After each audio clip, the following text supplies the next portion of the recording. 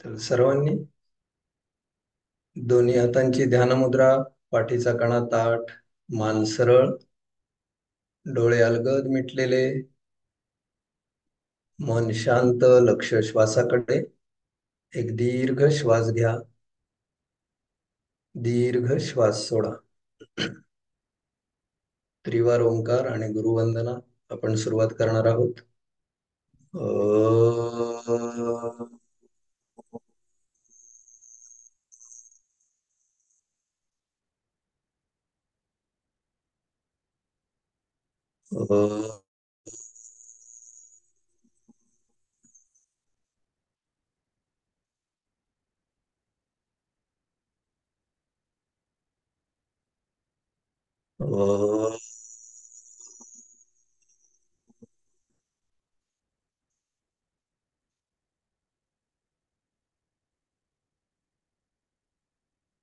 ओंकारं बिंदु संयुक्तं नित्यं ध्यायन्ति योगिनः कामदं मोक्षदं चैव ओंकाराय नमो नमः. ओंकाराय नमो नमः. ओंकाराय नमो नमः. ओंकार स्वरूप सद्गुरूंना वंदन करून आपण आजच्या वेबिनारला सुरुवात करूया. गुरुपौर्णिमेनिमित्त आपण भेटत आहोत. तर आज मी तुमच्या समोर जे काही आहे त्यासाठी पहिले ओंकार स्वरूप सद्गुरू आणि सर्व तुमच्या प्रत्येकामधलं असलेलं गुरुतत्व यांना मी वंदन करतो आणि आपण सुरुवात करूया आजच्या विषयाला. आपण सगळेच आरोग्याचे साधक आहोत. प्रत्येकाला आरोग्य हवंय. पण आरोग्य म्हणजे काय, प्रत्येकाच्या कल्पना वेगळ्या आहेत. आपल्याला वाटतं शरीराचं आरोग्य, शरीर छान असलं, हिंडतं फिरतं असलं आरोग्य चांगलं आहे. कोणाला वाटतं मनाचंही आरोग्य पाहिजे. बरोबर आहे. पण आयुर्वेदामध्ये आरोग्याबद्दल खूप छान संकल्पना मांडलेली आहे. आयुर्वेद काय सांगतं? समदोष हा समाग्निश्च समधातू मलक्रिया प्रसन्न आत्मेंद्रिय मनः स्वस्थैत्यभिधीयते. म्हणजे समदोष, आपल्या शरीरात जे तीन दोष आहेत, म्हणजे दोष म्हणजे दोष आपण जे वाईट अर्थाने म्हणतो तसं नाही. तर वात पित्त कफ हे जे तीन दोष आहेत ते संतुलित असले पाहिजेत. त्यानंतर समाग्निश्च म्हणजे शरीरातला अग्नी की जो सर्व शरीराचं चलनवलन मेटाबॉलिझम चालवतो, तो अग्नी पण संतुलित असला पाहिजे. त्याच वेळेस समधातू, धातू म्हणजे काय, जे सप्तधातू ही जी संकल्पना आहे आयुर्वेदामध्ये, ते सप्तधातू निर्दोष असले पाहिजेत. सप्तधातू म्हणजे कोणते? रक्त, रस, मांस, मेद, अस्थि, मज्जा, शुक्र हे आपल्याला माहिती असतं. हे सगळे धातू निर्दोष असले पाहिजेत. मलक्रिया सुरळीत चालू असली पाहिजे. मलक्रिया म्हणजे फक्त रोज सकाळी शौचाला साफ होणे एवढंच नाही.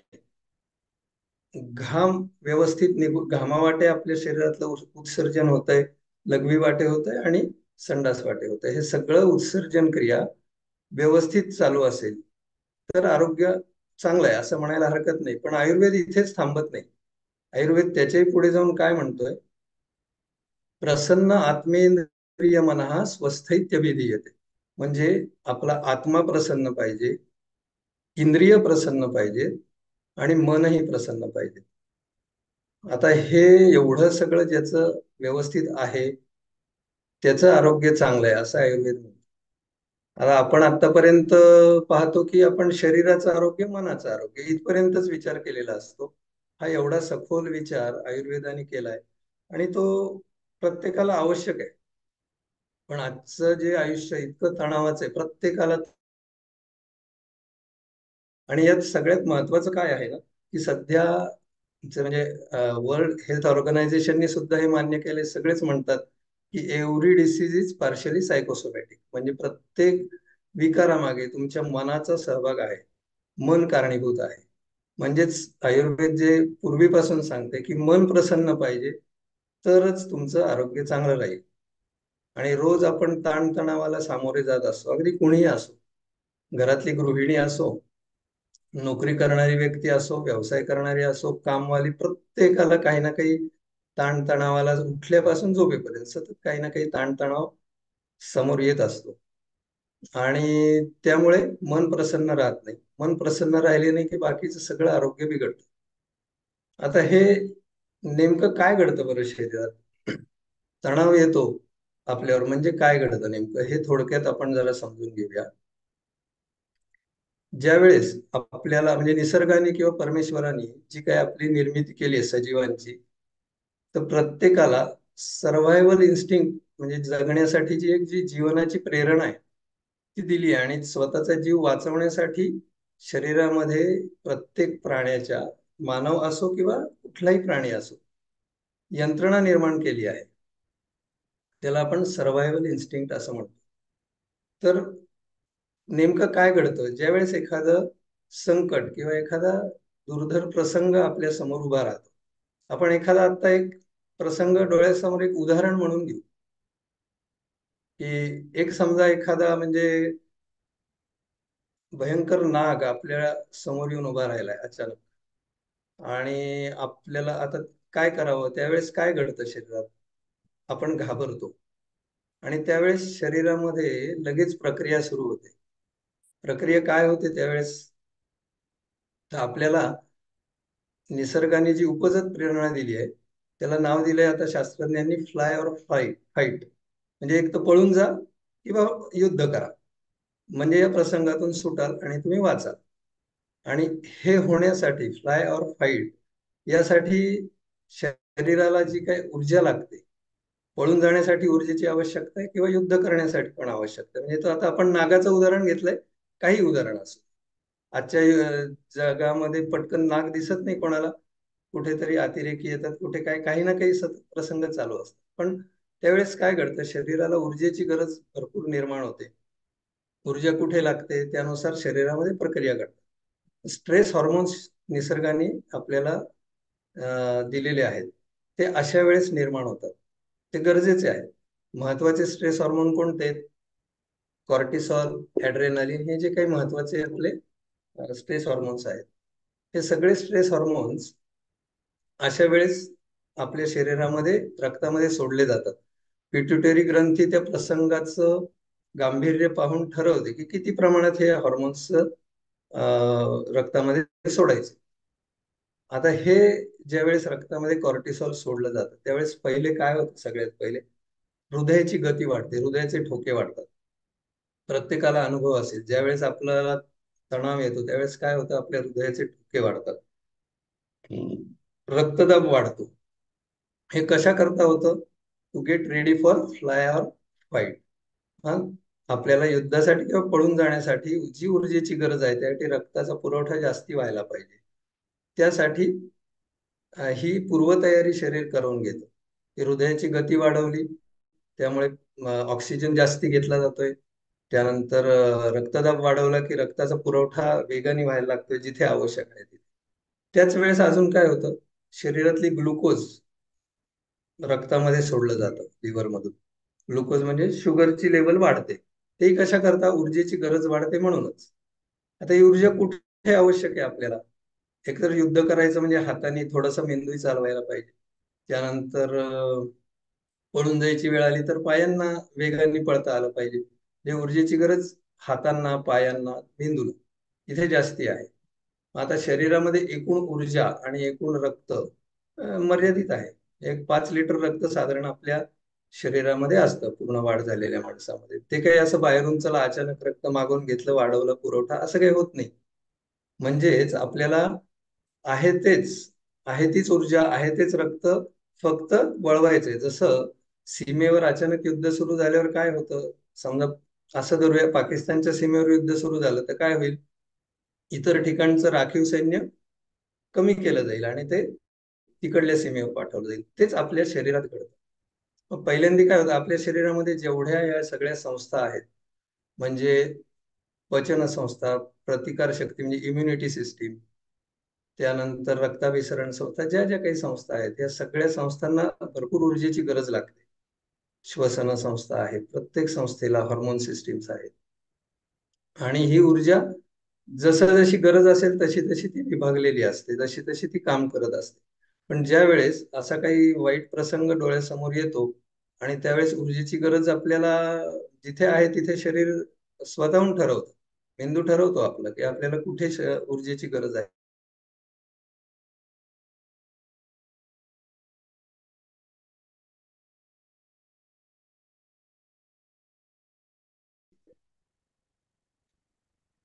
पहिले प्रतिकार शक्ती जी काही आपली ऊर्जा घेत असते, ती ऊर्जा इकडे वापरायची म्हणल्यावर तिचं काम थांबवलं जातं. इम्युनिटी सिस्टीमचं काम ताबडतोब आदेश जातो मेंदूकडून की थांबवा.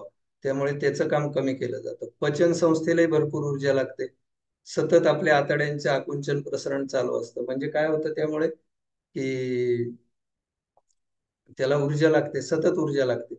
मग ती ऊर्जा पण तिकडली काम कमी केलं जातं. तिकडला ऊर्जेचा आणि रक्ताचा पुरवठा केला जातो. असा एक एक भागाचा अवयवांचा रक्ताचा पुरवठा, ऊर्जेचा पुरवठा कमी केला जातो. आणि तो सगळा पुरवठा कुठे केला जातो? जिथे आवश्यक आहे तिथे. या हातांना, पायांना, मेंदूला, जिथे जशी जसं प्रसंगाच्या गरजेनुसार.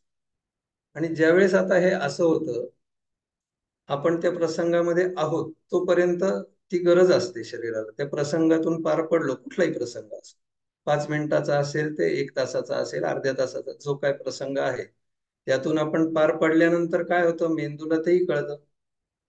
पुन्हा आपलं सगळं शरीराच्या यंत्रणा पूर्ववत व्हायला सुरुवात होते. हा, अजून एक घडतं ते सांगायचं राहिलं. अजून एक काय घडतं, ज्या वेळेस कॉर्टिसॉल आपल्या रक्तामध्ये सोडलं जातं आणि ह्या ज्या काही मगा सांगितल्या की हृदयाची गती वाढते, रक्तदाब वाढतो, शुगर लेवल म्हणजे ग्लुकोज लेवल वाढते, त्याच वेळेस आपला रक्त गोठण्याचा एक कालावधी, ब्लड क्लॉटिंग टाइम असतो, तो कमी केला जातो. आता तो का कमी केला जातो? असं एक म्हणजे शरीराला एक मेंदूमध्ये असं एक ते बसवलेलं आहे प्रोग्रामिंग, की ज्या वेळेस एखादा प्रसंग, वाईट प्रसंग निर्माण होईल आणि जर जखम झाली तर रक्तप्रवाह भरपूर वेगाने बाहेर जाईल. आणि त्यावेळेस जर जास्ती रक्त बाहेर वाहून गेलं शरीरातून तर काय होणार आहे? ऊर्जेची कमतरता, रक्ताची कमतरता पडेल. असं होऊ नये म्हणून ब्लड क्लॉटिंग टाइम आपोआप कमी केला जातो कॉर्टिसॉल रक्तामध्ये सोडल्यानंतर. आणि ज्या वेळेस आपला त्या प्रसंग संपतो त्यानंतर पुढच्या काही मिनिटांमध्ये सगळं पुन्हा पूर्ववत होतं. प्रतिकार शक्तीला ऊर्जेचा पुरवठा होतो, पचन शक्तीला होतो, ब्लड क्लॉटिंग टाइम नॉर्मल होतो, हृदयाची गती व्यवस्थित होते, रक्तदाब, ग्लुकोज लेवल सगळं नॉर्मल होतं आणि आपण पुन्हा पूर्ववत आपल्या आपल्या कामाला लागतो. हे सगळं जे काही आता सांगितलं, तणावाचा कुठलाही प्रसंग समोर आला तर हे प्रोग्रामिंग मेंदूमध्ये निसर्गाने बसवलंय. ते गरजेचं आहे म्हणून बसवलंय. पण आता होतंय काय सध्या, आपल्याला उठल्यापासून झोपेपर्यंत सतत छोटे छोटे प्रसंग येतात तणावाचे. आता तुम्ही स्वतः विचार करून पहा की कसे कसे प्रसंग तुम्हाला तणावाचे सामोरे जावे लागतात. अगदी साधं सोपं घरातल्या घरातही येतात. उठल्याबरोबर गृहिणी असेल तर तिला दिवसभराचं काय कसं करायचंय, डबे द्यायचे, मुलांचं आवरायचं वगैरे वगैरे. मग ते वेळ कमी आहे, त्यात आरडाओरडा होतोय, भांडणं होत आहेत वगैरे. त्यात सासू सुना असतील, काय म्हणजे असंख्य प्रसंग असे उभे राहतात.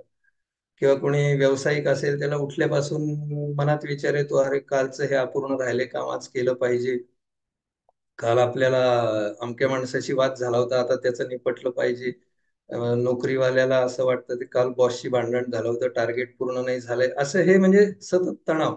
आणि मग त्यामुळे उठल्यापासून सतत आपण त्या तणावामध्ये जर राहिलो तर आपल्या मेंदूकडून सतत कॉर्टिसॉल रक्तामध्ये सोडण्याची प्रक्रिया चालू राहते, की जी अपेक्षित काय आहे की कधीतरी असा प्रसंग आला तर त्याचा उपयोग करावा, अशी निसर्गाची योजना आहे.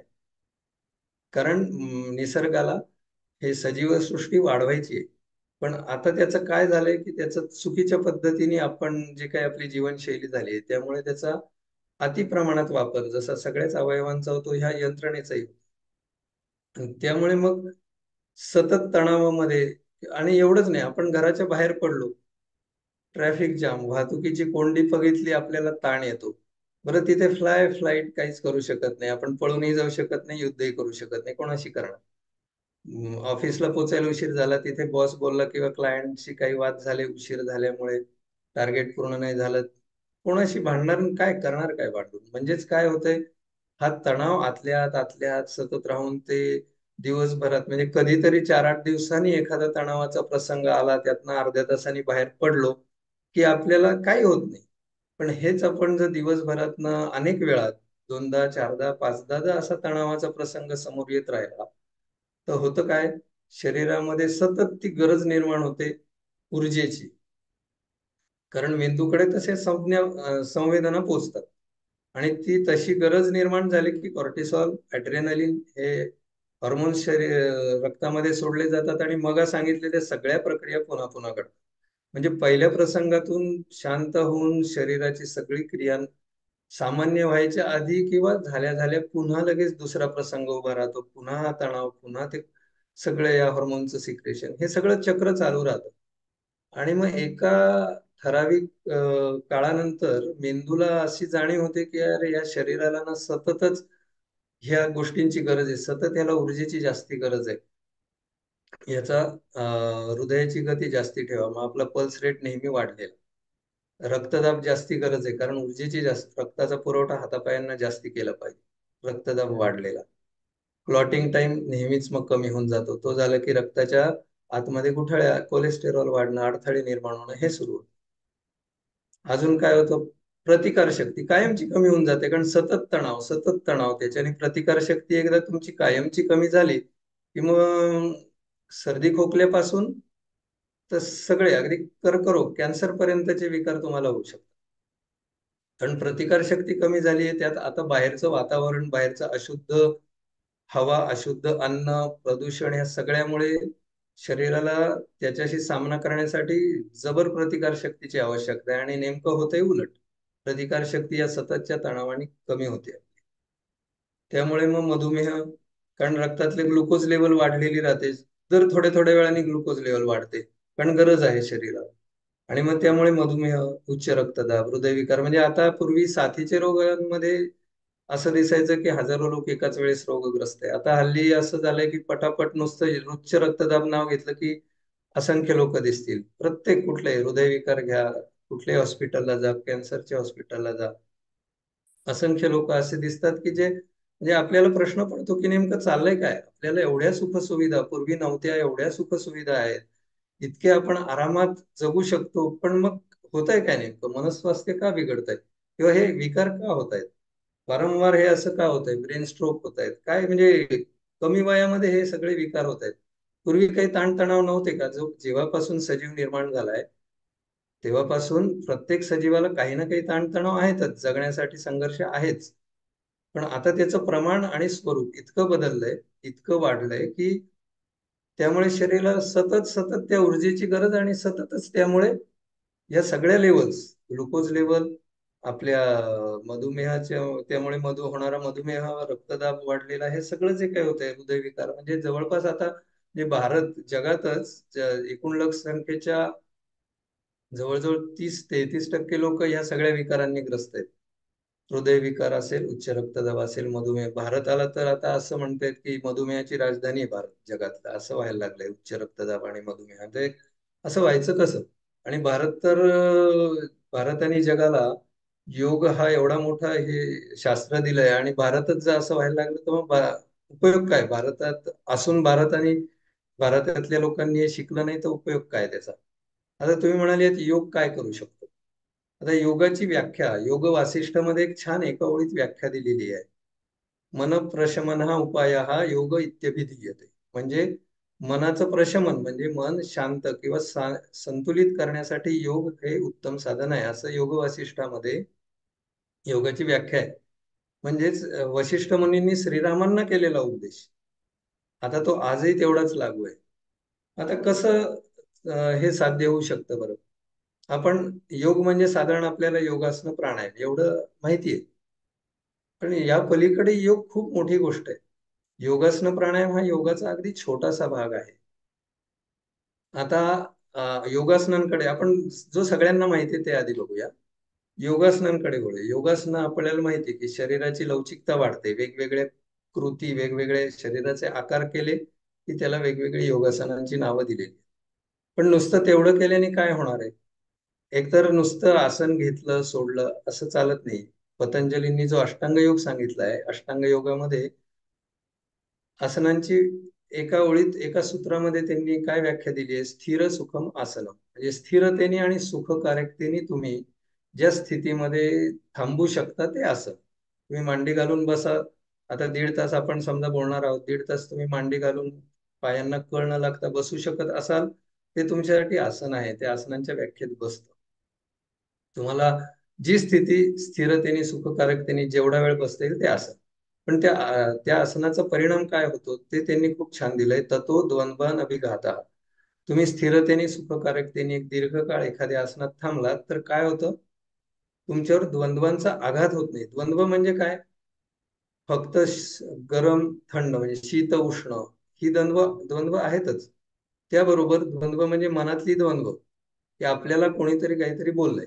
समजा आता सतत आपण इतक्या लोकांमध्ये वावरत असतो, दिवसभरात एखाद्याशी काहीतरी असं बोलणं होतं की जे आपल्याला आवडत नाही, पटत नाही किंवा लागतं आपल्या मनाला, किंवा आपण कोणाला तरी बोलतो आणि मग त्यातून आपल्या मनामध्ये द्वंद्व सुरू होतो. बोलणारा बोलून विसरून निघून जातो, त्याच्या त्याच्या कामाला लागतो. आपल्या मनात ते, अरे हा असं का बोलला, ही असं का बोलली, आता याच्यावर मी काय उत्तर देऊ, माझं काहीच चुकलेलं नसताना ही व्यक्ती अशी बोललीच कशी, वगैरे वगैरे. किंवा आता परत भेटू दे, मग बघतोच त्याच्याकडे, त्या असा वचपा काढेन की बस रे बस, परत नाव नाही काढणार माझं. अशा अशा पद्धती ह्या ज्या, पुन्हा त्या व्यक्तीचा वचपा काढेपर्यंत, मग तो एका दिवसात काढो नाही तर 1 महिना लागो, तोपर्यंत ती व्यक्ती समोर येईपर्यंत मनात तेच सारखं.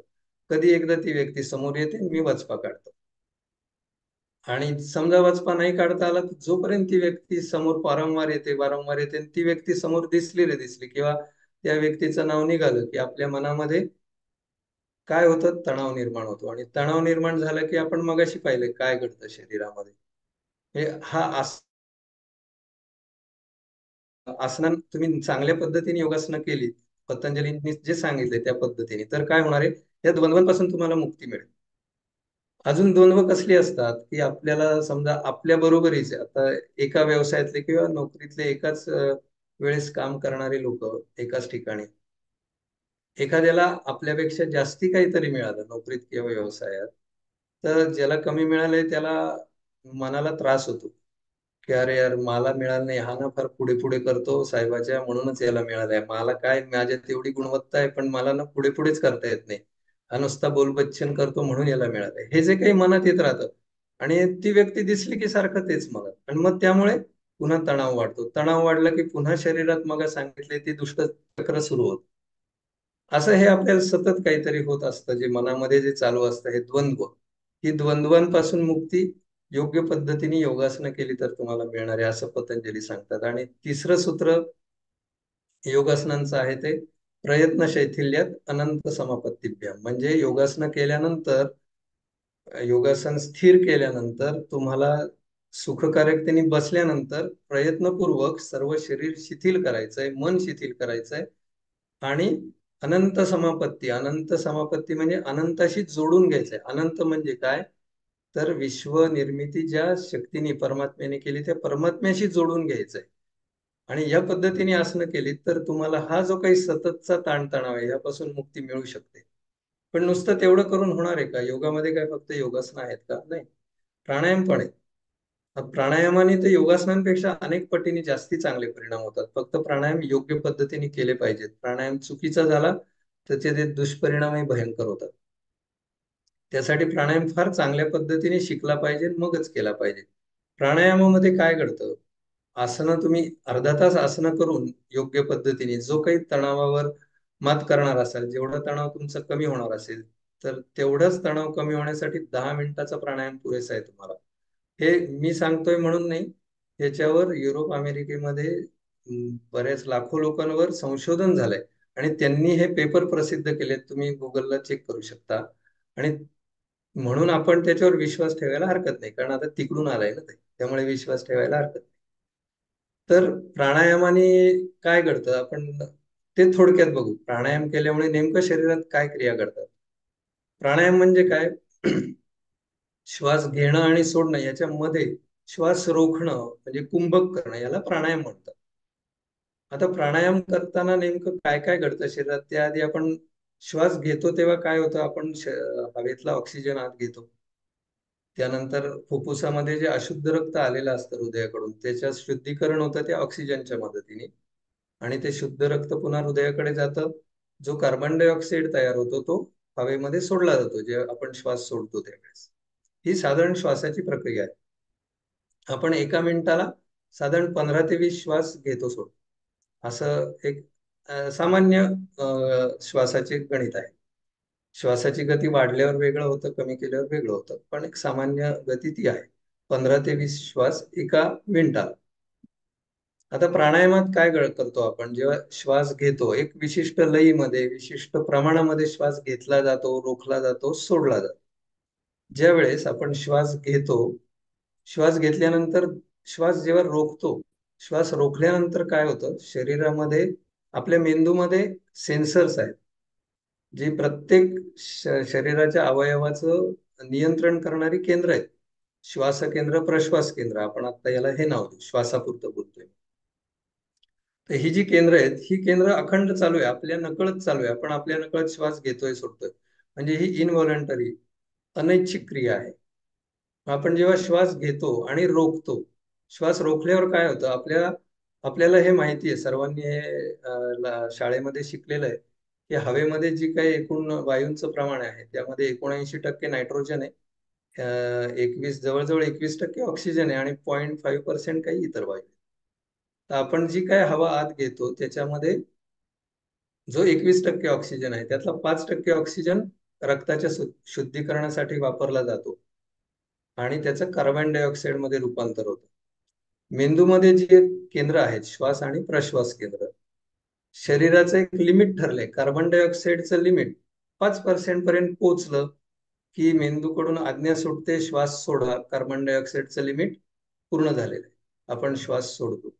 श्वास बाहेर सोडल्यावर ऑक्सिजनची गरज निर्माण होते, मेंदूकडून पुन्हा आज्ञा सुटते, श्वास घ्या, आपण श्वास घेतो, पुन्हा ऑक्सिजनचा वापरून ही प्रक्रिया अखंड जन्मापासून मृत्यूपर्यंत चालू आहे. आपल्या नकळत चालू आहे, आपल्याला माहिती पण नाही हे काय काय घडतंय शरीरात, हे एवढं सगळं घडत असतं आणि क्षणाक्षणात, एक क्षणाच्या काही लवलेशामध्ये घडतंय. आपण जेव्हा श्वास घेऊन श्वास रोखतो, म्हणजे काय होतं, ही जी अनैच्छिक क्रिया, इनव्हॉलंटरी ऍक्शन जे आहेत मेंदूतल्या, त्याच्यावर आपण नियंत्रण आणतोय, की 5% कार्बन डायऑक्साईडचं लिमिट गाठलं आणि मेंदूकडून आज्ञा सुटते श्वास सोडा, तरी आपण सोडत नाही आहोत.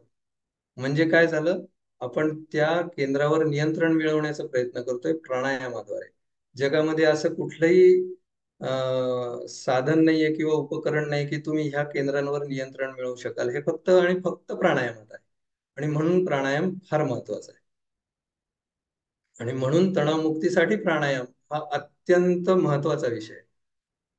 तर आपण ह्या केंद्रांवर जेव्हा नियंत्रण मिळवतो, तरी त्यालाही एक मर्यादा आहे, पण असं नाही की आपण कितीही नियंत्रण मिळवू शकतो. एक मर्यादा आहे, निसर्गाने ती पण ठरवली आहे. साधारण आपण एक जो काही कुंभक म्हणजे श्वास रोखणं जेवढा वेळ करू, साधारण 5% कार्बन डायऑक्साईडचं 7% किंवा थोडा अजून वर गेल्यानंतर मग मात्र शरीर ते पेलू शकत नाही तेवढं कार्बन डायऑक्साईड, आणि मग सांगितलं जातं की नाही आता बस झाला, श्वास सोडा नाही तर मराल. आणि मग आपण श्वास सोडतो, म्हणजे कुंभक सोडतो आणि श्वास सोडला जातो. आणि पुन्हा श्वास घेताना पुन्हा आपण मग त्याला एक प्रमाण दिलंय योगाने, की 1-4-2, म्हणजे एक अंकात तुम्ही श्वास घेतला असेल 1 सेकंदात, तर 4 अंक रोखला पाहिजे, 2 अंकात सोडला पाहिजे. हे प्रमाण पाळणं गरजेचं आहे. त्यासाठीच प्राणायाम योग्य गुरुकडून शिकला पाहिजे. नाही तर काय होतं, जर आपण आता एक समजा की आपण रोखायला थोडं जास्ती वेळ रोखू शकतो, सवय नसताना, की तुम्ही एक समजा 4 अंकात श्वास घेतलाय, 16 अंक रोखायला सांगतायत ना सर, चला 16 अंक रोखूया. पण मग 8 अंकात सोडण्याचं काय, सोडण्याची घाई होते मग, कारण कधी एकदा श्वास सोडतोय नवीन घेतोय असं होतं. आणि मग 8 अंकाच्या ऐवजी 2-3 अंकाचा श्वास पटकन सोडला जातो.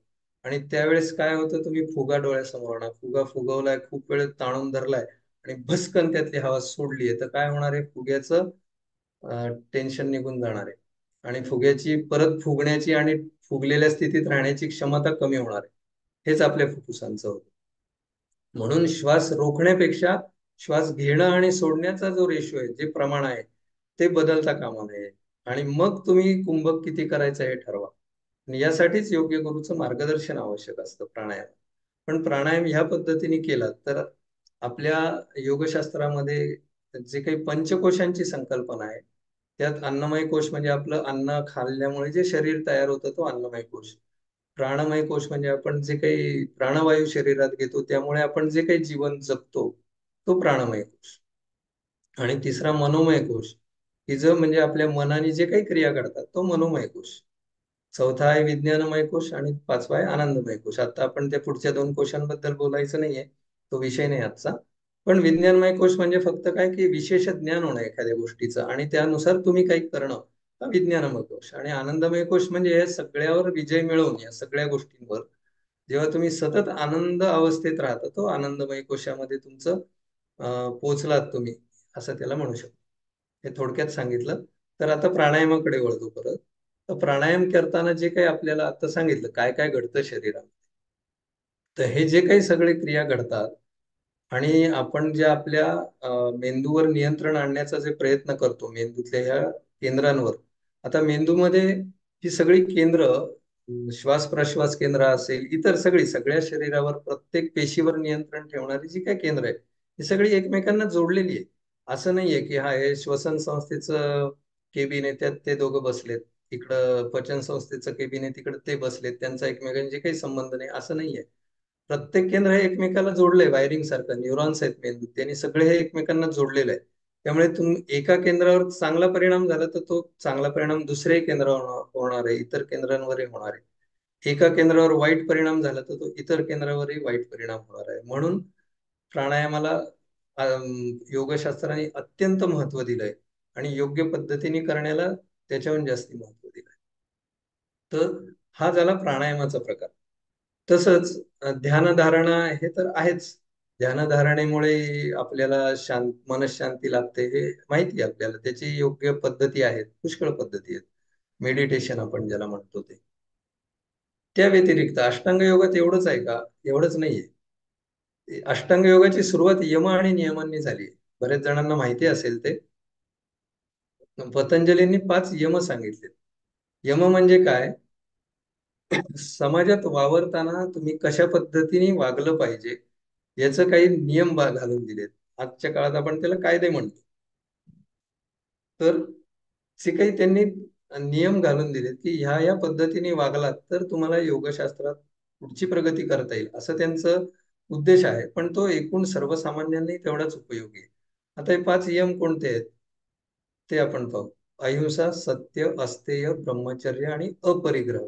आपण या 5 नियमांचा थोडक्यात धावता आढावा घेऊ आणि तुमच्या लक्षात येईल. आता अहिंसा म्हणजे काय माहिती आहे सगळ्यांना, हिंसा न करणे. आता तुम्ही म्हणाल आम्ही थोडी कोणाला मारहाण करतो, आम्ही तर किती शांत, आम्हाला काय फक्त फार तर थोडंसं रागवतो कोणाला, या पलीकडे आम्ही काही करत नाही. पण पतंजलींना फक्त एवढीच हिंसा, फक्त मारहाण करणे किंवा थेट ठार मारणे एवढीच हिंसा अपेक्षित नाहीये. हिंसा 3 पातळ्यांवर होते, कायिक, वाचिक आणि मानसिक. कायिक हिंसा म्हणजे थेट शरीराने आघात करणे, ही कायिक हिंसा झाली. आपण कोणालाही, लहान मुलं असोत मोठे असोत किंवा काय भांडण झाल्यावर कोणाला मारलं ती कायिक हिंसा झाली. ही याला पण लाल फुली आहे. नंतर वाचिक हिंसा. वाचिक हिंसा म्हणजे मग आपण कोणालाही रागाच्या भरात फटकन काहीतरी बोलतो, दुखावतो आणि मग ही झाली वाचिक हिंसा. आणि हे नेहमी आपल्या लक्षात येतं ज्यावेळेस अशी वाचिक हिंसा होते म्हणजे काय होतं, क्रोध निर्माण होतो. क्रोध निर्माण झाला की पुन्हा मगाशी सांगितल्या सगळ्या क्रिया घडतात.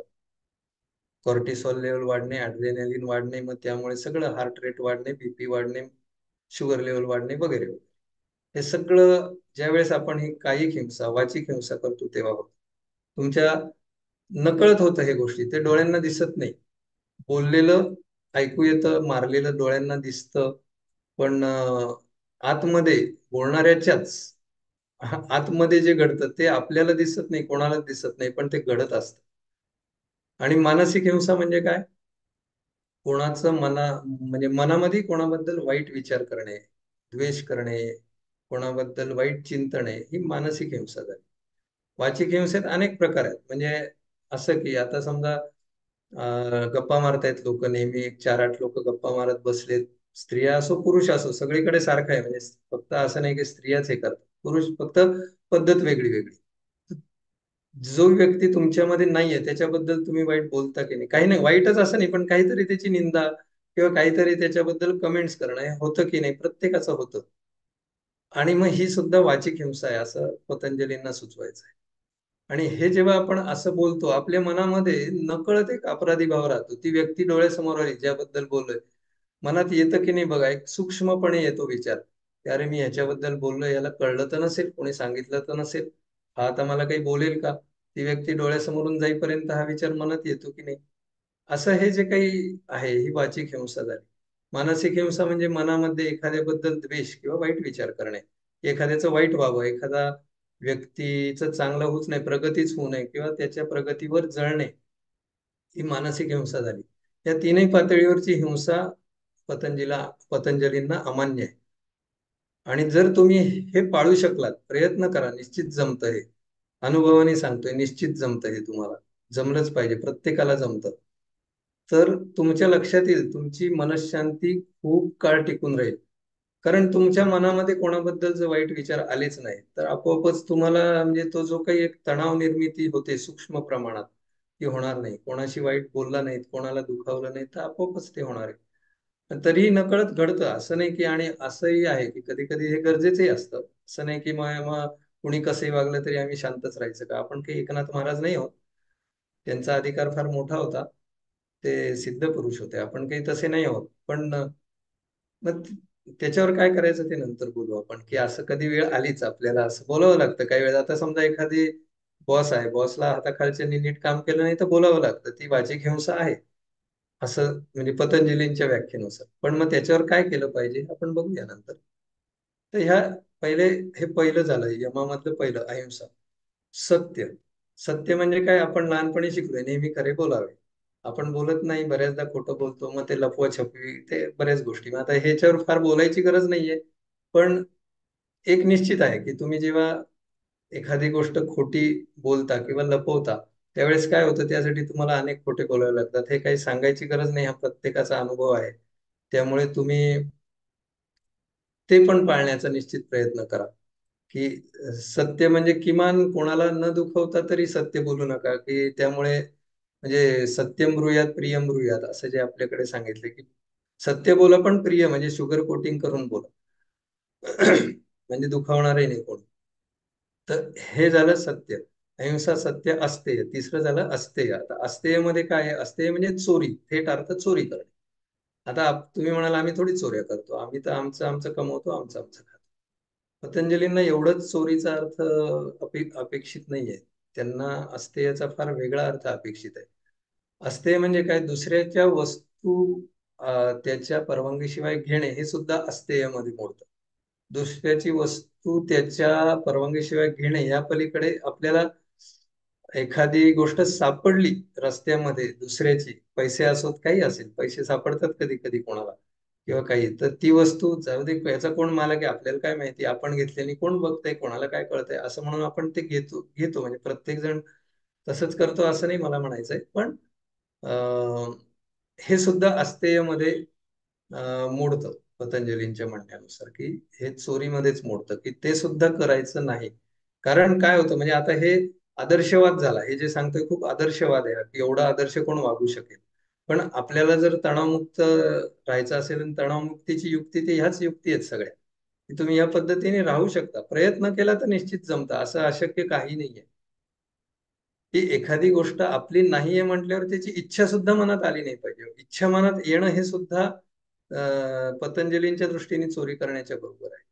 की एखाद्याकडे 10 तोळ्याचा दागिना आला, तर माझ्याकडे 10 तोळ्याचा नाहीये, मलाही 10 तोळ्याचा दागिना पाहिजे, माझी परिस्थिती नसे नका तशी, ही इच्छा करणं सुद्धा चुकीचं आहे. आता ही नैसर्गिक आहे हे, अशा इच्छा होतात प्रत्येकाला. मी ते त्या चुकीच्या आहे असं नाही म्हणत, पण मग शेवटी प्रयत्न तर केलाच पाहिजे ना. आपल्याला जर एखादी चांगली गोष्ट मिळवायची आहे, आरोग्यपूर्ण जीवन जगायचंय, तर मग काहीतरी आपल्या मध्ये बदल तर केलेच पाहिजेत की.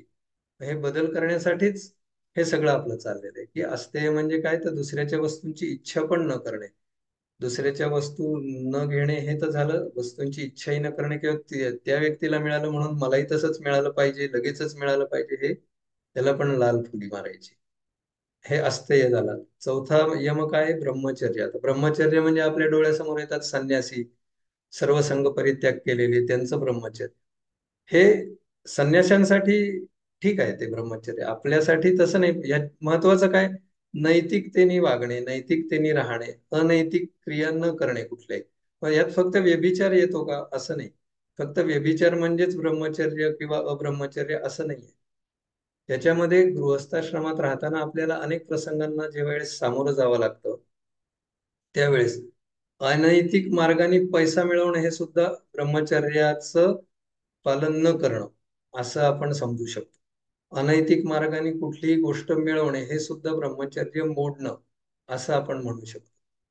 कारण त्याचा ताण येतो, निश्चित ताण येतो मनावर, की आपल्याला हे आपण अनैतिक मार्गाने ही गोष्ट प्राप्त झाली आपल्याला, आणि मग ते भीती वाटत राहते, आपण पकडले तर नाही जाणार, आपल्याला काही कोणी बघितलं तर नसेल, आपल्याला काही त्याचा त्रास तर नाही होणार पुढे, वगैरे वगैरे असंख्य विचार. आणि मग हे जसे जसे विचार घोळत राहतात, रात्रीची झोप उडते, त्यावेळेस मग मग ते विकार सुरू होतात, जे मग सांगितलं ते पुन्हा सगळे त्रास सुरू होतात. आणि मग ते त्रास टाळायचे असतील तर हे पाळलंच पाहिजे. आणि अपरिग्रह म्हणजे काय, कुठल्याही वस्तूंचा अनावश्यक संग्रह न करणे. आपल्याला प्रत्येकाकडे सवय असते, खूप वस्तूंचा संग्रह केला जातो, गरज नसतानाही केला जातो. तो संग्रह न करणे याला अपरिग्रह आहे. याच्यावर फार बोलायची गरज नाही, प्रत्येकाला ते माहिती आहे. हे झाले 5 यम. आता 5 नियम काय आहेत, आणि ते नियम म्हणजे काय, 5 नियम जे पतंजलीने सांगितले ते काय, आपल्या रोजच्या जीवनात जगताना आपण, मगाशी यम म्हणजे काय, समाजात वावरताना कसं वागावं हे सांगितलंय. नियम म्हणजे काय, स्वतःच्या व्यक्तिगत आयुष्यात कसं राहावं हे सांगितलंय. 5 नियम कोणते, शौच, संतोष, तप, स्वाध्याय आणि ईश्वर प्रणिधान. शौच म्हणजे काय, स्वच्छता. आपल्याला शरीराची स्वच्छता माहिती आहे, रोज आपण दात घासतो, आंघोळ करतो, चेहरा धुतो, वगैरे वगैरे. शरीराची झाली. मनाची स्वच्छता ही तितकीच महत्वाची. मनाच्या स्वच्छतेसाठी मग जे सांगितलं ते सगळं आपण तशा पद्धतीने वागू शकत असू तर आपोआप मनाचंही शौच होणार आहे. कोणाबद्दल वाईट विचार न करणे, कोणाच्या वस्तूची इच्छा न करणे, कोणाचा द्वेष न करणे, वगैरे. आपोआपच शौच तुम्हाला साध्य होणार आहे, मन शुद्ध. नंतर संतोष. हे सगळं साध्य जर तुम्ही केलं, हे आधीच्या गोष्टी, तर आपोआप संतोष म्हणजे सतत संतोष म्हणजे समाधान प्राप्त असणे, सतत समाधानात राहणे, याला संतोष असं म्हटलंय पतंजलींनी. मग हा संतोषही प्राप्त करण्यासाठी काय, हेच आहे, परत जे आधी सांगितलंय ते पाळलं तर आपोआप शौचही साध्य होईल, संतोषही साध्य होईल. सतत जर तुम्ही कोणाशी वाईट वागलाच नाहीत, कोणाशी वाईट बोलला नाहीत, कोणाबद्दल वाईट विचार केला नाहीत, कोणाची कुठली अनैतिक गोष्ट केली नाही, तर दुःख होण्याचे प्रमाण आपोआप कमी होणार आहे. असं नाही की काही दुःखच होणार नाही, तरी व्यक्तिगत जीवनात काही ना काही दुःख येतात. त्याही स्थितीत संतोष टिकवून ठेवणं, आनंद टिकवून ठेवणं हे महत्वाचं आहे. त्यासाठी तर मग बाकीचा योगाभ्यास दिलाच आहे पतंजलींनी. पण बरेचशी दुःख ही आपल्या वागण्यामुळे येतात, ती तर आपण कमी करू शकतो, आणि संतोषाचं बरंच आनंदाची प्राप्ती करू शकतो. शौच झालं, संतोष झालं. तप. तप म्हणजे काय, एखाद्या गोष्टीचा, जे काय आपल्याला मिळवायचंय त्या गोष्टीची वारंवार साधना करणं, सतत त्या गोष्टीचं चिंतन करणं, ती गोष्ट म्हणजे चांगली गोष्ट ती मिळवण्यासाठी प्रयत्न करणं, हे झालं तप. जे आता एखाद्याला, समजा आता विद्यार्थ्यांचं उदाहरण घेऊ, विद्यार्थ्यांना कोणाला डॉक्टर व्हायचंय, डॉक्टर होण्यासाठी लहानपणापासून त्या दृष्टीने प्रयत्न करणं, सतत तोच ध्यास घेणं, सतत ध्यास घेतला की तुम्हाला ते प्राप्त होऊ शकतं. तसं तो आजच्या आपल्याला ह्या वयालाही, कुठल्याही वयाला, कुठलंही एखादं साध्य, की आज आपण आरोग्य साधक म्हणून सगळे एकत्र आहोत. आरोग्य प्राप्ती म्हणजे मग आयुर्वेदात सांगितलेले आरोग्य, जे मग सांगितलं ते प्राप्त करायचा हा सतत ध्यास घेतला, तर आपण आतापर्यंत जे जे बोललोय ते काहीच अवघड नाही. कारण एखाद्या गोष्टीचा ध्यास घेतला ना, तर ते आपल्याला आपोआप आपण करवून घेतं आपल्याकडून ते मन. तर त्यामुळे ते तप झालं. शौच, संतोष, तप. आता स्वाध्याय. स्वाध्याय म्हणजे काय, दररोज त्याचं आराधना, साधना करणे, त्या गोष्टीची दररोज त्याचा अभ्यास करणे. की आता जे मगाशी जसं आपण बोललोय, आता आपण आत्ता जे बोलतोय त्याबद्दल बोलायचं म्हणून सांगतो, की मगाचे 5 यम सांगितले, सतत त्याचा स्वाध्याय म्हणजे मनात घोळवणं आणि त्यानुसार वागणं, त्याला स्वाध्याय. आणि ईश्वर प्रणिधान म्हणजे काय, ईश्वरावर विश्वास ठेवून आपण जे काय करतोय ते ईश्वराला अर्पण करणं, हे झालं ईश्वर प्रणिधान. आता तुम्ही मगाशी आपला जो विषय चालला होता, की मग कोणावर रागवायचंच नाही का, कोणाला अचानक किंवा किती काळजी घेतली तरी अचानक आपल्या मनाचा कधीतरी स्फोट होतो, आपण फाटकन बोलतो, रागवतो, मारतो, काहीतरी घडतच आपल्या हातून. असं शक्यच नाही की असं होणार नाही. इतकं स्थितप्रज्ञ कोणी नाही आहोत आपण. कधीतरी होतं, प्रमाण कितीही कमी केलं तरी कधीतरी होतं. मग त्यावेळेस काय करायचं? त्यावेळेस एक मार्ग सांगितलेला आहे, तो चित्तशुद्धीसाठी सर्व संतांनी सांगितलाय. आता एवढ्यात झालेल्या संतांपैकी गोंदवलेकर महाराजांचं उदाहरण सांगतो. त्यांनी सांगितले त्यांच्या प्रवचनामध्ये, चित्तशुद्धीसाठी काय करा. नामस्मरणाचा तर ते नेहमी आग्रह करतात. त्याबरोबर चित्तशुद्धीसाठी काय सांगितले, की रोज रात्री झोपताना, आज दिवसभरात तुम्ही परमेश्वर प्राप्तीसाठी काय प्रयत्न केलेत, तुमचं काय चुकलं याचा विचार करा, परमेश्वराची क्षमा मागा, ज्यांच्या बाबत चूक झाली त्यांची क्षमा मागा आणि मग झोपा. 3 महिन्यामध्ये तुमची चित्तशुद्धी होईल, असं गोंदवलेकर महाराज सांगतात. तर म्हणजे कधीतरी आपल्या हातून चूक घडते, कुठली चूक घडली तर त्याच्यावर हा पण उपाय आहे. पण असं नाहीये की हा चला हा उपाय आहे ना, मग रोज चुका करून रोज क्षमा मागू. असं केल्याने काय उपयोग नाही का? मग चित्तशुद्धी होणार नाही आणि तुम्हाला आरोग्य प्राप्ती मग जी आयुर्वेदाला अपेक्षित आहे ती पण होणार नाही. तर हे यमनियम झाले. आसनं आणि प्राणायाम आपण मग थोडक्यात बघितलंय. त्यानंतर अजून काय आहे? योगामध्ये योग निद्रा एक खूप सुंदर प्रकार आहे. आता योग निद्रेबद्दल बहुतेकांना माहिती असेल किंवा नसेल माहिती तरी, किंवा माहिती असेल तरी एक थोडक्यात सांगतो. योग निद्रा म्हणजे काय आहे?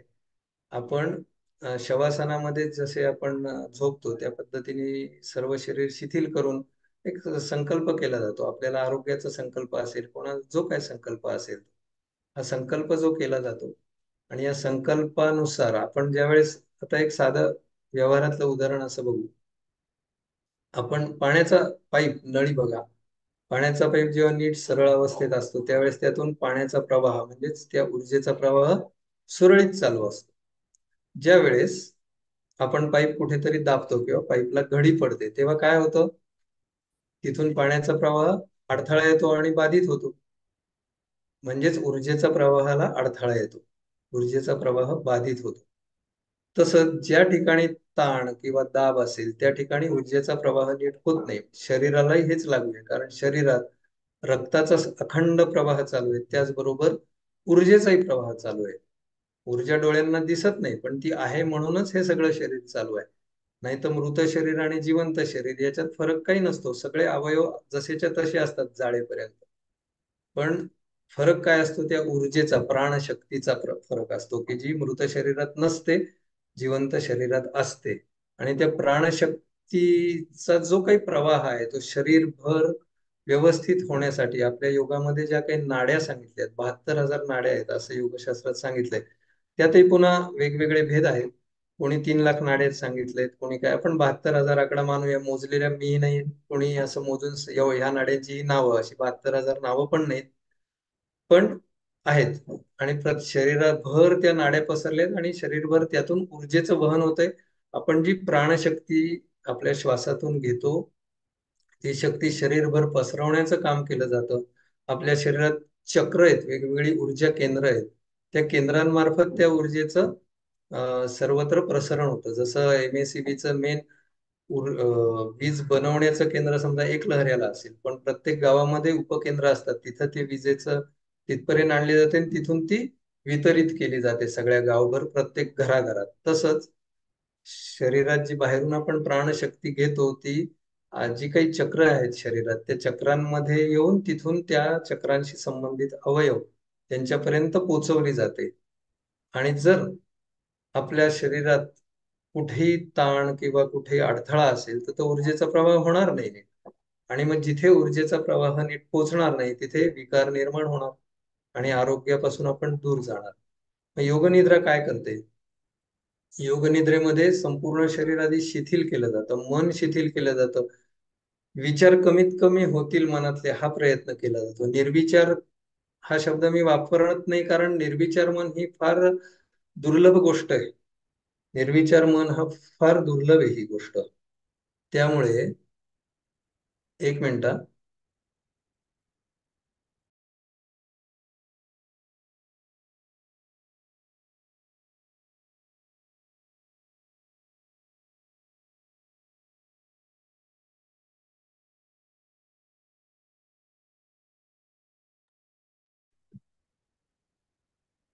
हा, तर निर्विचार मन हा शब्द मी वापरत नाही, कारण निर्विचार मन ही तशी फार दुर्लभ गोष्ट आहे.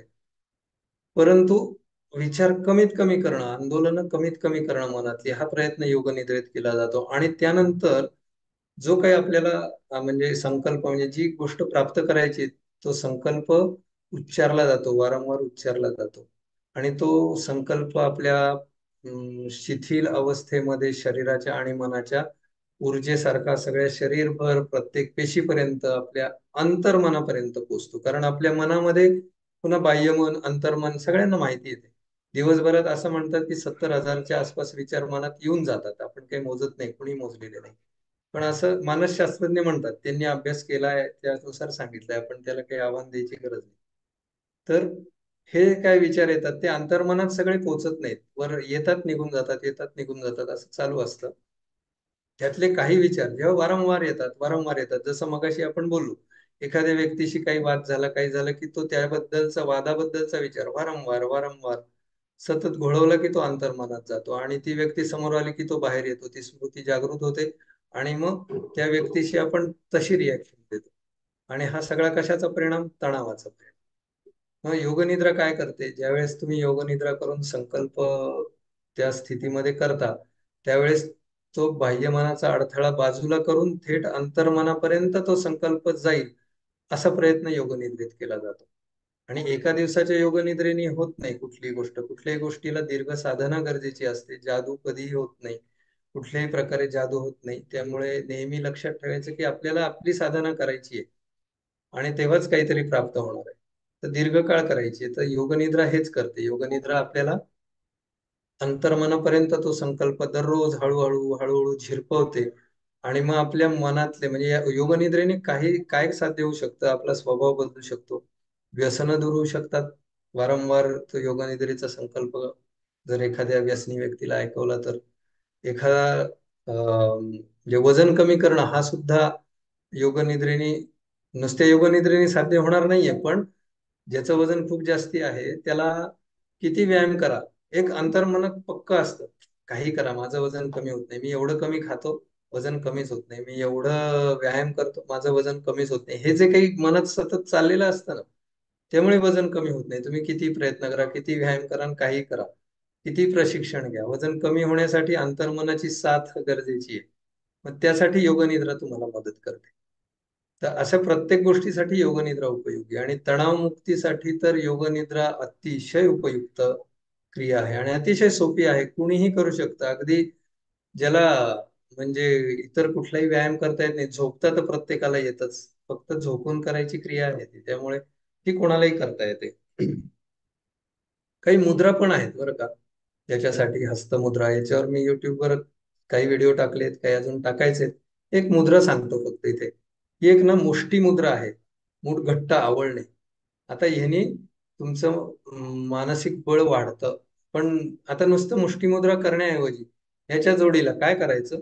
ही अशी मुष्टीमुद्रा घट्ट मूठ आवळायची, आणि ही चारही बोटं अशी तळव्यावर मध्ये दाबायची, आणि त्याच्यावर हा वरून अंगठा ठेवायचा. ही झाली मुष्टी मुद्रा. मुष्टी मुद्रा करायची, आणि महामृत्युंजय मंत्राचा जप त्यासोबत करायचा. मोठ्याने करता आला तर चांगलंच आहे, कारण ती स्पंदनं आपल्या शरीरवर पसरतात. आणि मग ह्या महामृत्युंजय मंत्र अधिक मुष्टी मुद्रा याचा सुपरिणाम आपल्या शरीरावर आणि मनावर होतो. डिप्रेशन किंवा एकदम फटीग, असं म्हणजे जे काही अशी अवस्था असते ना, प्रत्येकाला कधी ना कधी जाणवते ती, यातून बाहेर येण्यासाठी हा खूप चांगला उपाय आहे. इतरही पुष्कळ गोष्टी आहेत, पण हे एक आता पटकन सांगण्याजोगी आणि सहज कोणालाही करण्याजोगी आहे. एक अजून खूप छान प्रकार सांगतो तुम्हाला, म्हणजे तो अं, आपला चालता फिरता करण्याचा प्रकार आहे.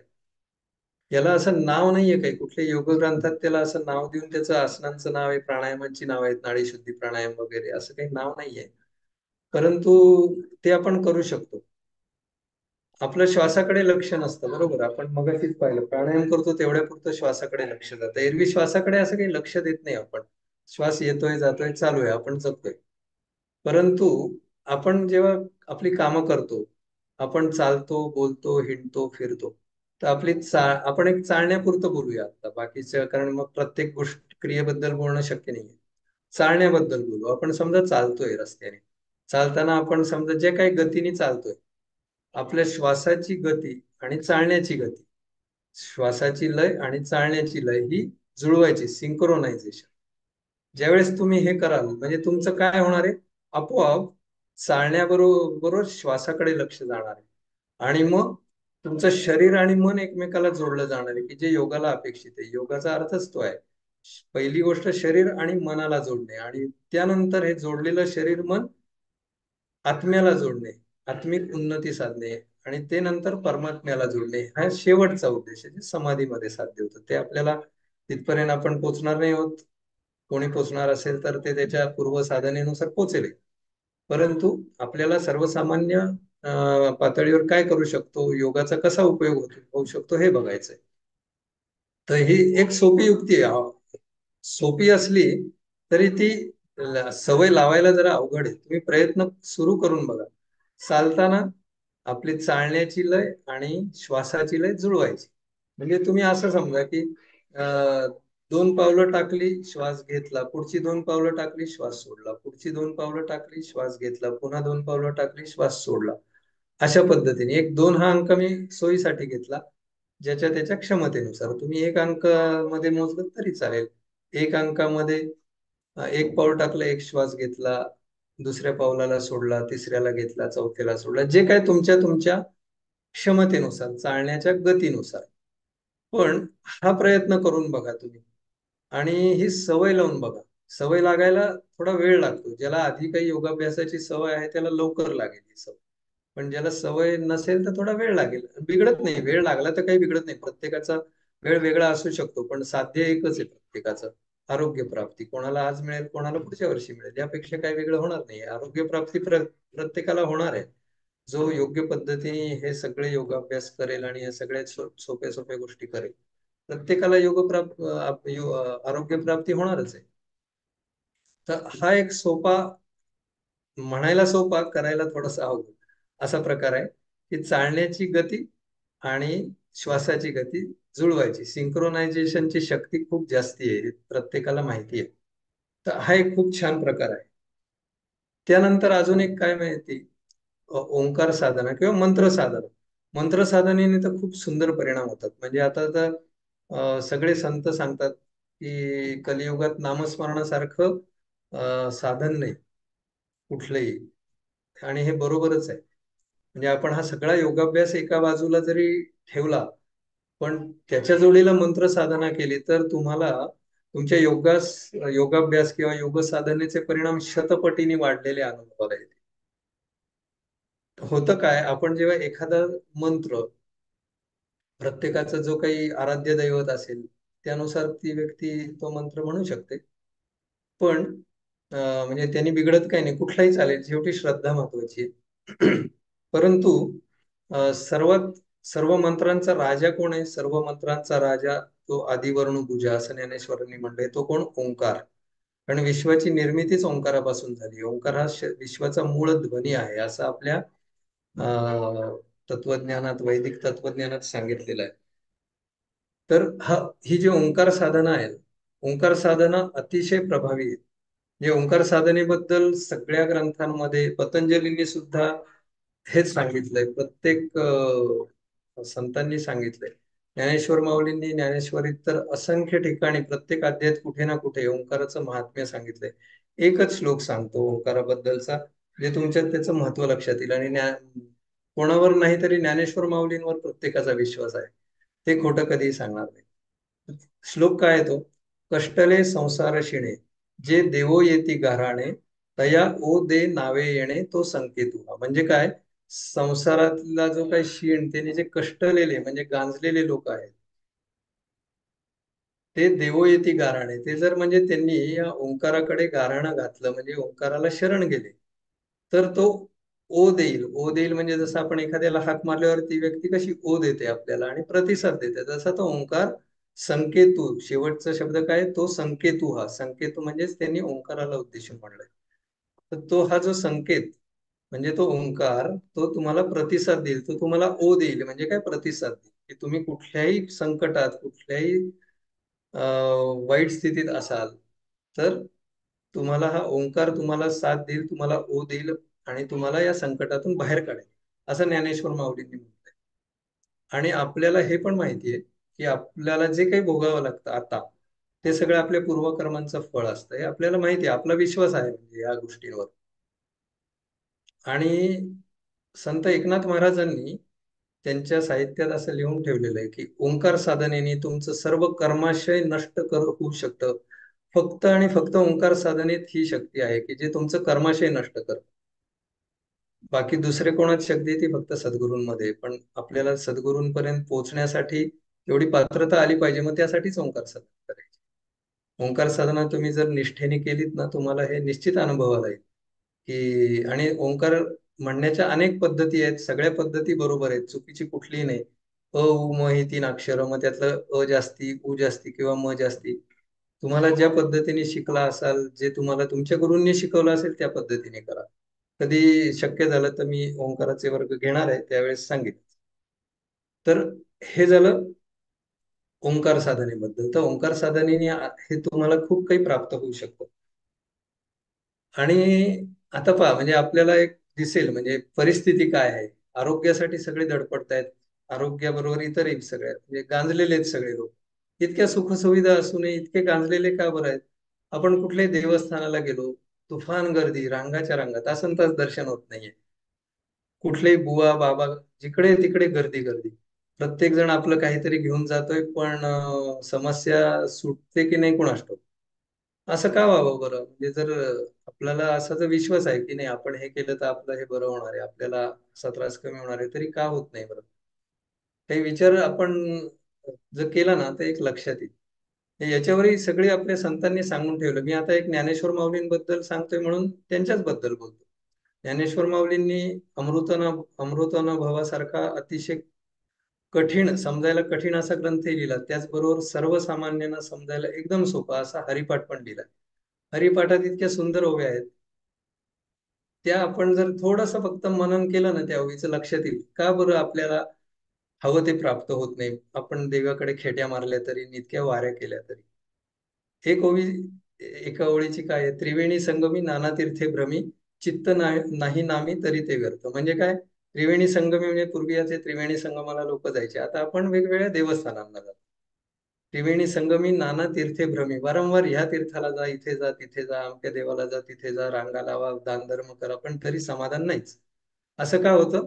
कारण चित्त नाही नामी तरी ते व्यर्थ, हे माऊलींनी सांगून ठेवलं. कारण आपलं चित्त कशात नाही, नामात नाही. म्हणजे माऊलींनी सुद्धा एवढं योगातलं सर्वोच्च शिखर गाठलेली असे योगी होते ते, पण तरी ते कशाला महत्व देत आहेत बघा, नामाला महत्व देत आहेत.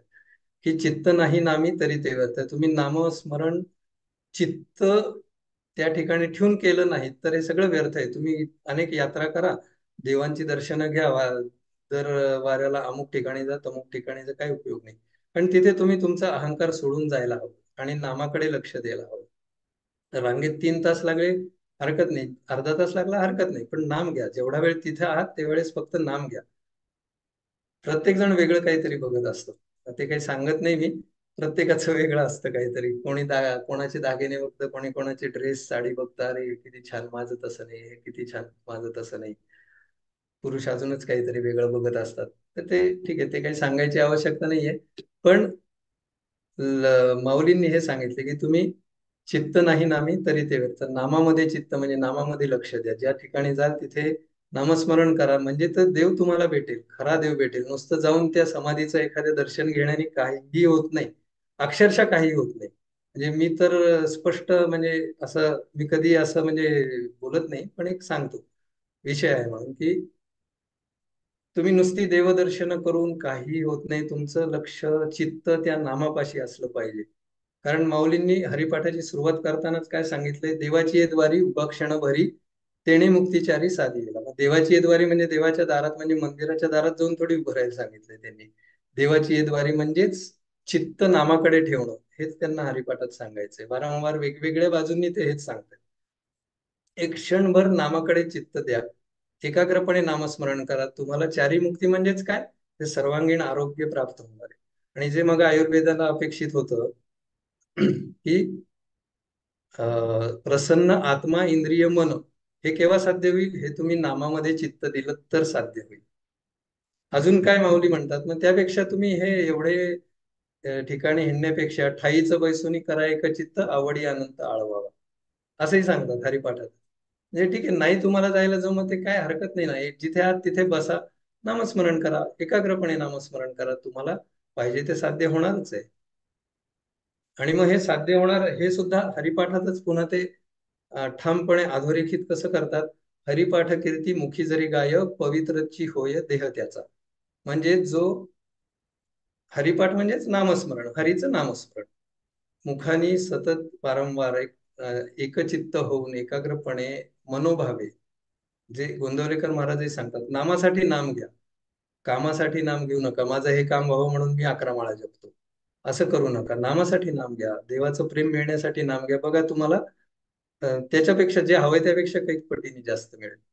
त्यामुळे हेच ज्ञानेश्वर माऊलींनी हेच सांगितलंय की हरिपाठ कीर्ती मुखी जरी गाय, पवित्रची होय देह त्याचा. देह पवित्र होणे म्हणजेच काय, देह आरोग्य संपन्न होणे. त्याचा आयुर्वेदातल्या मगाचा श्लोक जो बघितला आपण, की समदोष समाग्निश्च समधातू मलक्रिया प्रसन्न आत्मा इंद्रिय मन स्वस्थैत्य विधीयते. म्हणजेच हे वरच्या गोष्टी तर प्राप्त होतीलच योगाभ्यास केल्याने, दुसऱ्या ओळीत ज्या गोष्टी सांगितल्या आहेत, प्रसन्न आत्मा इंद्रिय आणि मन, हे पण प्राप्त होईल. केव्हा होईल, ठाईचं बैसोनी करा एकचित्त आवडी अनंत आळवावा. जेव्हा तुम्ही असं कराल त्यावेळेस ते प्राप्त होईल.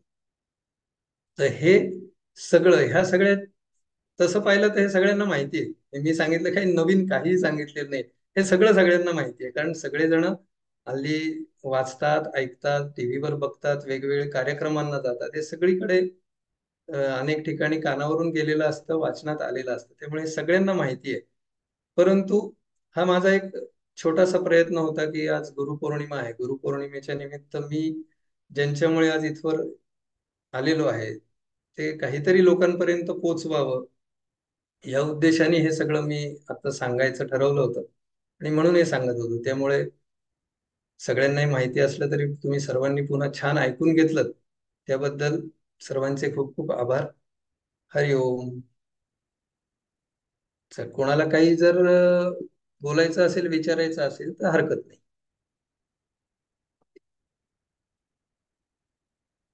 अनम्यूट करावं लागेल त्यासाठी फक्त, आणि नसेल कोणाला काही तर आपण गुरुवंदना करू आणि थांबूया.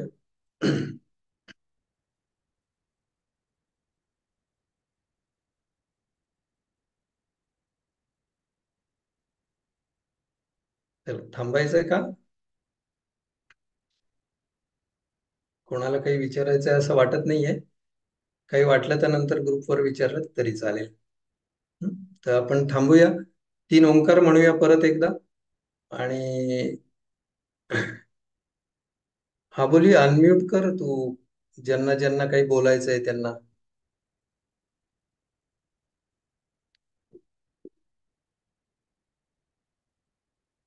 एक मिनिट हा. अनम्यूट सगळ्यांना केलं ना एकदम तर काय होईल, आवाज सगळे एकत्र होतील. ज्यांना बोलायचंय ना त्यांनी सांगितलं तर त्यांना त्यांना अनम्यूट करता येईल. मी काय करतो, सेटिंग मध्ये अलाउ पार्टिसिपंट्स टू अनम्यूट म्हणतो. आता ज्याला बोलायचंय त्यांनी अनम्यूट व्हा, त्यांना आता त्यांच्या मनाने अनम्यूट होता येईल. नमस्ते सर. हा बोला. नमस्ते. खूपच सुंदर सांगितलं तुम्ही, अतिशय साध्या आणि सरळ भाषेमध्ये माहिती मिळाली.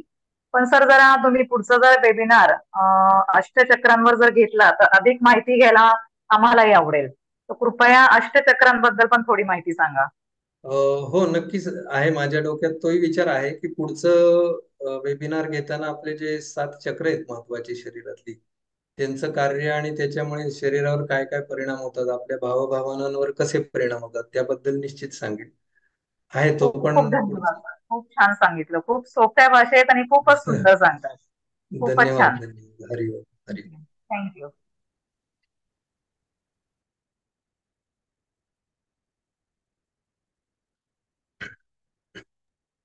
सर अजून काही बोलायचंय का, कोणाला स्वतःहून अनम्यूट होऊ शकता, कोणाला बोलायचं असेल ना आता अनम्यूट होता येईल तुमचं तुम्हाला.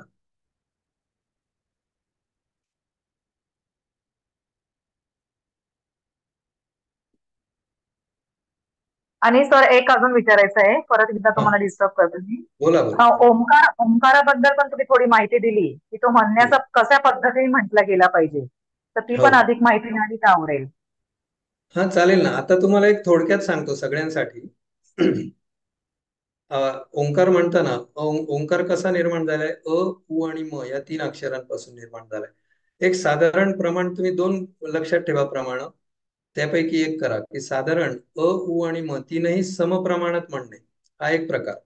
किंवा दुसरा प्रकार, अ आणि उ मिळून समजा 5 सेकंद, म्हणजे एकूण 10 सेकंदांचा ओंकार करायचा. त्यापैकी अ आणि उ मिळून 5 सेकंद आणि मकार 5 सेकंद.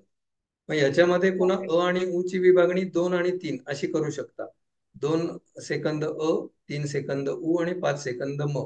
आता हे अगदी घड्याळातले सेकंद बघून करा असं नाहीये. एक साधारण प्रमाण आहे आणि ओके. याचे चांगले परिणाम होतात. एवढं जरी केलं ना ओंकार, तरी खूप छान परिणाम होतो. Okay sir. ओके. थँक्यू. हरिओम हरिओम. खूप धन्यवाद.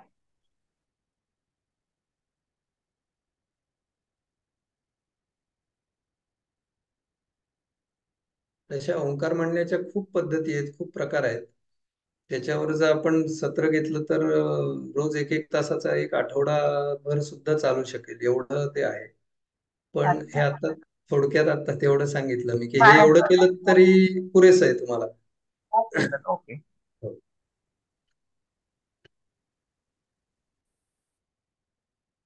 आणि ह्याच्यात जे आता योगातल्या काही ज्या क्रिया सांगितल्या मी, योगासनं, प्राणायाम आणि योग निद्रा, यासाठी मी एक म्हणजे एक आठवड्याचा वर्ग घेणार आहे, 5 दिवसाचा.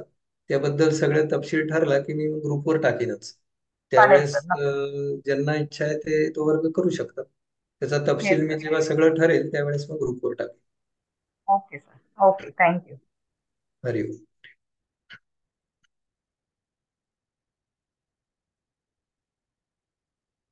चला, थांबायचंय का आता?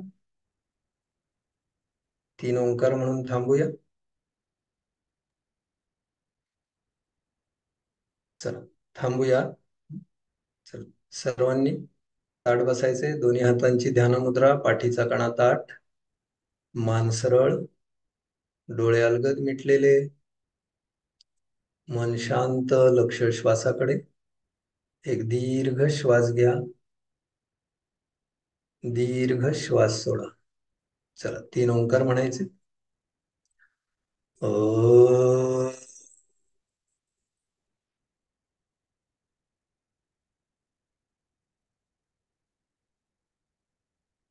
अ,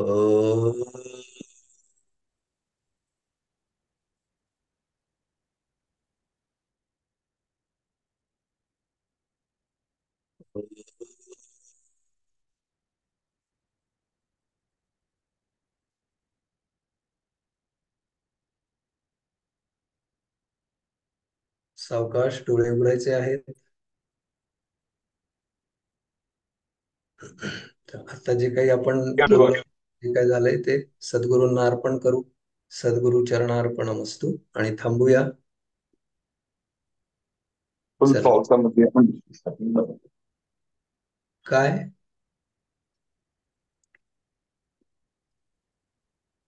चल, मीटिंग एंड करतो हा मी.